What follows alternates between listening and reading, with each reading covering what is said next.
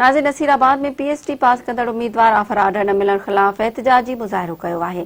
उन हवाले सां ॾिसो था अल्ताफ़ कांदड़ो जी ही रिपोर्ट। जी नाज़रीन, असीं हिन वक़्तु शालती पब्लिक पार्क में मौजूद आहियूं, जिते 2009 में सिंध यूनिवर्सिटी मां टेस्ट PhD पास कंदड़ उम्मीदवारनि जो एहतजाज करे पुठा उघाड़ा करे एहतजाज कयो आहे। त असां हुन सां ॻाल्हि ॿोल कयूं त कहिड़ा मुतालबा आहे। मैं सिंध यूनिवर्सिटी टेस्ट पास कईसीं। उन वक़्त में असांखे शर्त रखियो त 60% मार्कुनि सां तव्हांखे पास कयो वेंदो। असां 60% अबो मार्कूं खणी सघिया, 70, 80, 90% मार्कूं खणी पास थियासीं। पर उन वक़्त जे राशि कामोरनि असांखे वेटिंग लिस्ट में रखी पंहिंजे मनपसंद माण्हू खे ऑर्डर ॾेई ऐं असांखे बुकूं कढण ते मजबूर करे छॾियो। असां वज़ीर आला सिंध तालीम जो सूबाई वज़ीर ऐं आला अख़्तियार खे इहा घुर था कयूं त महिरबानी करे असांखे ऑफर ऑर्डर ॾेई असांजे बचनि खे पाकाकशी खां बचायो वञे। पाकिस्तान पीपुल्स पार्टी पंहिंजनि जलसनि ऐं कानर गॾिजाणियुनि बंगुलनि ऐं ऑफिसनि में वेही रोटी कपिड़ा और मकान जी ॻाल्हि त कनि था, पर उन्हनि खे हीअ असांजो एहतजाज नज़र नथो अचे।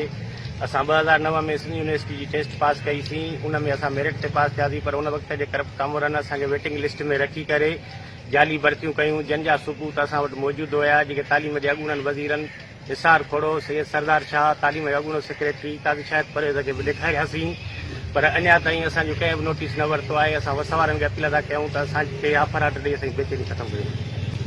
2009 में असां टेस्ट पास कई। उन वक़्तु हुकूमत मथां यूनिवर्सिटी जो इहो हुयो त 60 मार्क खां जेको मथे वेंदो उनखे नौकरियूं ॾिनियूं वेंदियूं। असांजा कुझु दोस्त कोर्टुनि में बि विया, उन्हनि कोर्टुनि मां बि फ़ैसिलो आयो, पर असांजे हिन अंधे हुकुमराननि खे इहा शइ नथी थिए त कोर्ट जेको फ़ैसिलो कयो आहे हुननि जो हक़ आहे, हुननि खे हक़ ॾियूं। असांजा हक़ मारे करे पंहिंजे करप्ट हिननि पैसनि ते हुननि विकामियूं उहे सीटूं उन्हनि माण्हुनि खे ॾेई छॾियूं पैसनि ते। असां अॼु ताईं 2009 खां वठी रोलड़े जो शिकार आहियूं। असां बचा बुखुनि काटण ते मजबूर आहिनि ऐं असां सिंध हुकूमत खां इहो परज़ोर मुतालबो था कयूं। असां हुननि जे अॻियां गाॾियुनि जे अॻियां बि बीही रहिया आहियूं, सुम्ही पिया आहियूं। हुननि असां सां वाइदा कया, उथारियुनि त बाबा उथो, तव्हांजो मसइलो असां हल कंदासीं। हर मिनिस्टर जे आॾो बिलाल साहिब जे आॾो एहतजाज कयोसीं, बहरहाल असांजो कंहिं बि न ॿुधी। हिन वक़्त ताईं असां रोलड़े जो शिकार आहियूं। असां परज़ोर मुतालबो था कयूं हुकूमत खां त असांजो हक़ आहे, असांखे हक़ महिरबानी करे ख़ुदा करणु असांजो हक़। असां बिलाल भुट्टे